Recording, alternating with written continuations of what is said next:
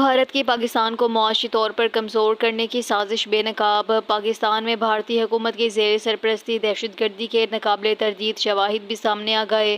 بھارت نہ صرف عالمی سطح پر پاکستان کے خلاف جھوٹا پروپیگنڈا کر رہا ہے بلکہ مختلف عالمی مالیاتی اداروں میں پاکستان کی ترقیاتی امداد کو روکنے کی سازشوں میں مصروف ہے۔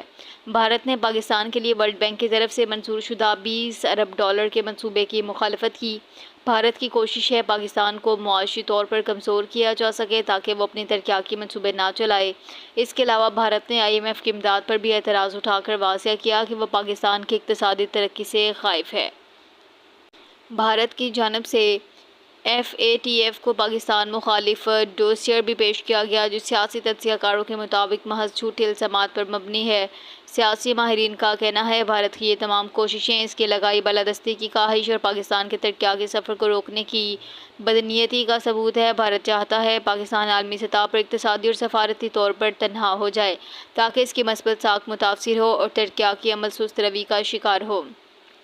بھارت کی ریاستی دہشت گردی کے مستند شواہد کسی سے ڈھکے چھپے نہیں۔ پاکستان سمیت دیگر ممالک کی جانب سے بارہا بھارت کی ریاستی دہشت گردی کے ثبوت پیش کیے گئے۔ پاکستانی بھارت کی ریاستی دہشت گردی سے سب سے زیادہ متاثرہ ملک میں شامل ہے۔ بھارت گزشتہ 2 دہائیوں کے دوران بلوچستان میں ریاستی سرپرستی میں دہشت گردی کی خفیہ مہم چلا رہا ہے۔